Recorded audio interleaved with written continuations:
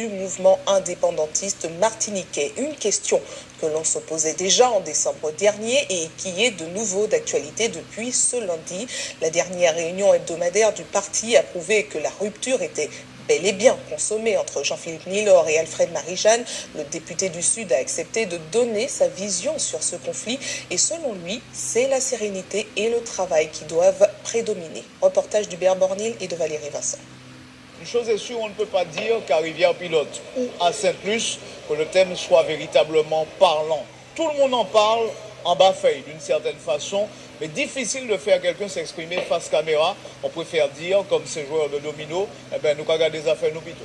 Ces derniers jours, les tensions se sont ravivées entre Alfred Marie-Jeanne et Jean-Philippe Nilor. Les récents événements relatés sur les réseaux sociaux prouvent à quel point la crise est profonde au sein du mouvement indépendantiste martiniquais. Aujourd'hui, Jean-Philippe Nilor a décidé de sortir de sa réserve. Nous l'avons rencontré dans sa permanence à Sainte-Luce. Jean-Philippe Nilor, vous êtes dans quel état d'esprit après tout ça? Personnellement, je ne suis pas du tout ébranlé. Je vis les choses très sereinement parce que j'ai décidé de donner la priorité au travail concret. C'est ce que les Martiniquais attendent de nous. Donc je travaille sereinement au service du peuple martiniquais.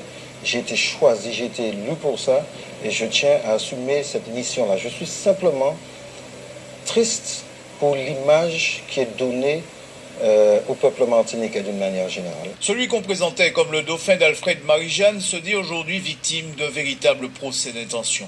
Je pense que lorsqu'il y a des problèmes en interne à régler au sein d'un parti politique, ça doit se régler en interne. C'est pourquoi je me refuse à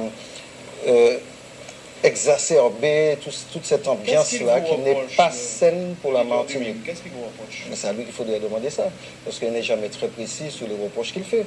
Mais c'est à lui qu'il faudrait demander ça. En tout cas, j'ai ma conscience pour moi.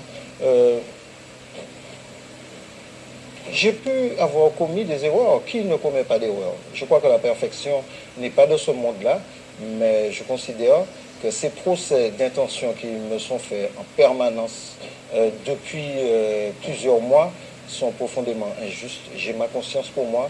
J'ai aussi le soutien de beaucoup de Martiniquais. Enfin, la question qui taraude nombre d'observateurs, quelle sera désormais l'attitude de Jean-Philippe Nilor au sein du MIM?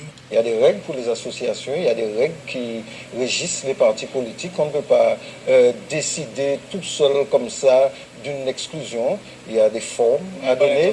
Le parlementaire que je suis est particulièrement attaché à ces aspects-là, ces aspects de forme, de règles. On n'est pas dans une république bananière en Martinique.